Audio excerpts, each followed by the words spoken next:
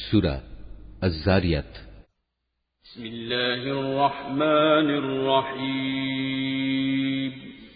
রহমান রহিম আল্লাহ তাআলার নামে। ঝঞ্ঝা বিক্ষুব্ধ বাতাসের শপথ, যা ধুলাবালি উড়িয়ে নিয়ে যায়। অতঃপর মেঘমালার শপথ, যা পানির বোঝা বয়ে চলে।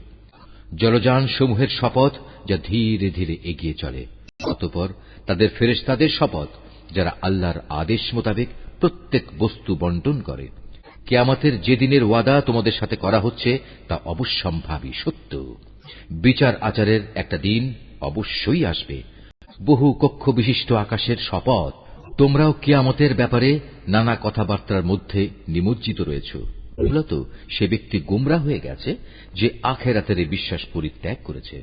হোক যারা শুধু অনুমানের উপর ভিত্তি করে কথা বলে, সর্বোপরি যারা জাহেলিয়াতে নিমজ্জিত হয়ে মূল সত্য থেকে উদাসীন হয়ে পড়েছে। এরা তামাশার ছলে জিজ্ঞেস করে, বিচারের দিন কবে আসবে? এদের তুমি বলো, যেদিন তাদের আগুনে দগ্ধ করা হবে সেদিন কিয়ামত হবে। সেদিন তাদের বলা হবে, এবার তোমরা তোমাদের শাস্তি ভোগ করতে থাকো। এ হচ্ছে সেদিন যে জন্য তোমরা খুব তাড়াহুড়ো করছিলে। যারা আল্লাহ তাআলাকে ভয় করে তারা আল্লাহ তাআলার জান্নাতে ও ঝর্ণাধারায় চির শান্তিতে থাকবে। সেদিন আল্লাহ তাআলা তাদের যা যা পুরস্কার দেবেন তা সবই তারা সানন্দ চিত্তে গ্রহণ করতে থাকবে। নিঃসন্দেহে এরা আগে সৎকর্মশীল ছিল। তারা রাতের সামান্য অংশ ঘুমিয়ে কাটাত। রাতের শেষ প্রহরে তারা আল্লাহর কাছে ক্ষমা প্রার্থনা করত। এরা বিশ্বাস করত তাদের ধন সম্পদে প্রার্থী ও বঞ্চিত লোকদের অধিকার রয়েছে।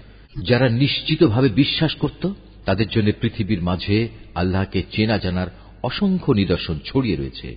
তোমাদের নিজেদের এ দেহের মধ্যেও তো আল্লাহকে চেনার অসংখ্য নিদর্শন রয়েছে। তোমরা কি দেখতে পাও না? আকাশের মাঝে রয়েছে তোমাদের রিজিক, তোমাদের দেয়া যাবতীয় প্রতিশ্রুতি। অতএব এ আসমান জমিনের মালিকের শপথ, এ গ্রন্থটা নির্ভুল, ঠিক যেমনি তোমরা এখন একে অপরের সাথে কথাবার্তা বলছ। হে নবী, তোমার কাছে ইব্রাহিমের সেই সম্মানিত মেহমানদের কাহিনী পৌঁছেছে কি? যখন তারা তার ঘরে প্রবেশ করল তখন তারা তাকে সালাম পেশ করল। সেও উত্তরে বলল, সালাম। কিন্তু তার কাছে এদের অপরিচিত লোক বলে মনে হল। এরপর চুপে চুপে নিজ ঘরের লোকদের কাছে চলে গেল। কিছুক্ষণ পর সে একটি ভুনা করা মোটা তাজা বাছুর সহ ফিরে এলো। অতঃপর সে তা তাদের সামনে পেশ করল এবং বলল, কি ব্যাপার, তোমরা খাচ্ছ না যে? তাদের খেতে না দেখে সে মনে মনে তাদের ব্যাপারে ভয় পেল। তার ভয় দেখে তারা বলল, তুমি ভয় করো না। তার সাথে তারা তাকে গুণধর একটি পুত্র সন্তানের সুসংবাদ দিল। এটা শুনে তার স্ত্রী চিৎকার করতে করতে সামনে এলো এবং খুশিতে নিজের মাথায় হাত মারতে মারতে বলল, কিভাবে তা সম্ভব? আমি তো বৃদ্ধা এবং বন্ধ্যা। তারা বলল, হ্যাঁ, এভাবেই তোমার মালিক বলেছেন। তিনি প্রবল প্রজ্ঞাময়, তিনি সব কিছু জানেন। এটা তার জন্য অসম্ভব কিছু নয়। সে বলল, হে আল্লাহ তাআলার প্রেরিত মেহমানরা, এবার বলো তোমাদের এখানে আসার পেছনে আসল ব্যাপারটা কি? তারা বলল, আমাদের আল্লাহর পক্ষ থেকে একটি অপরাধী জাতির কাছে তাদের শায়েস্তা করার জন্য পাঠানো হয়েছে। আমাদের বলা হয়েছে আমরা যেন মাটির শক্ত পাথর তাদের উপর বর্ষণ করি, যাতে তাদের নামধাম তোমার মালিকের কাছ থেকে চিহ্নিত করে দেয়া হয়েছে। এটা হচ্ছে সীমা লঙ্ঘনকারী জালেমদের জন্য। অতঃপর আমি সেই জনপদ থেকে এমন প্রতিটি মানুষকে বের করে এনেছি যারা ঈমানদার ছিল। আসলে সেখানে মুসলমানদের একটি ঘর ছাড়া উদ্ধার করার মতো দ্বিতীয় কোনো ঘরই আমি পাইনি। তাদের ধ্বংস করে আমি পরবর্তী এমন সব মানুষদের জন্য একটি নিদর্শন সেখানে রেখে এসেছি যারা আমার কঠিন আযাবকে ভয় করে। আরো নিদর্শন রেখেছি মুসার কাহিনীর মাঝেও, যখন আমি তাকে একটি সুস্পষ্ট প্রমাণ সহ ফেরাউনের কাছে পাঠিয়েছিলাম। উপাঙ্গ সহ হিদায়াত থেকে মুখ ফিরিয়ে নিল এবং সে বলল, এ তো হচ্ছে জাদুকর কিংবা আস্ত পাগল। অতঃপর আমি তাকে এবং তার লয় লস্করদের এই বিদ্রোহের জন্য চরমভাবে পাকড়াও করলাম এবং তাদের সবাইকে সমুদ্রে নিক্ষেপ করলাম। আসলেই সে ছিল এক দণ্ডযোগ্য অপরাধী ব্যক্তি। আদ জাতির ঘটনার মাঝেও শিক্ষণীয় উপদেশ রয়েছে।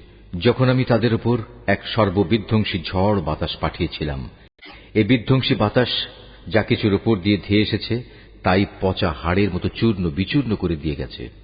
রয়েছে সামুদ জাতির কাহিনীর মাঝেও, যখন তাদের বলা হয়েছিল একটি নির্দিষ্ট সময় পর্যন্ত তোমরা নিয়ামত ভোগ করতে থাকো, কিন্তু তারা তাদের মালিকের কথার নাফরমানি করল। অতঃপর এক প্রচন্ড বজ্রাঘাত তাদের উপর এসে পড়ল এবং তারা চেয়েই থাকল।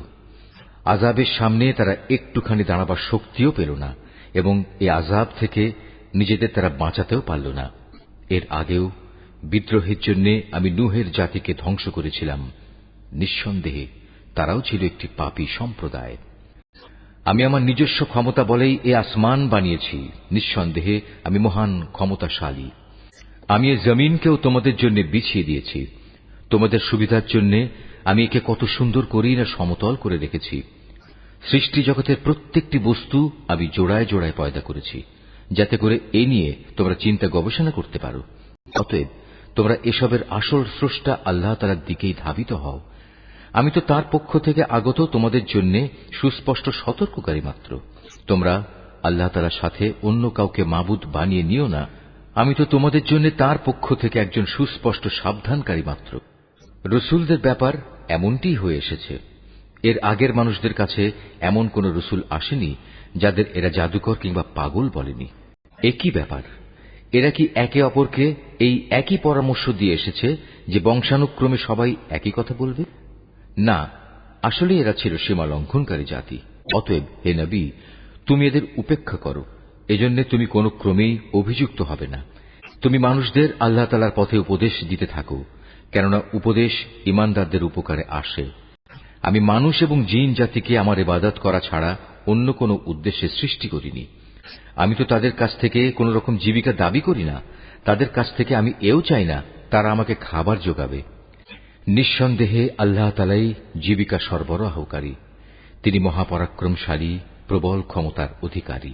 অতএব যারা সীমা লঙ্ঘনকারী জালেম, তাদের জন্য প্রাপ্য আযাবের অংশ ততটুকুই নির্দিষ্ট থাকবে যতটুকু তাদের পূর্ববর্তী জালেম লোকেরা ভোগ করেছে। সুতরাং আযাবের ব্যাপারে তারা যেন খুব তাড়াহুড়ো না করে। দুর্ভোগ ও ভোগান্তি তো তাদের জন্যই যারা শেষ বিচারের দিনকে অস্বীকার করেছে, যার প্রতিশ্রুতি তাদের বারবার দেয়া হয়েছে।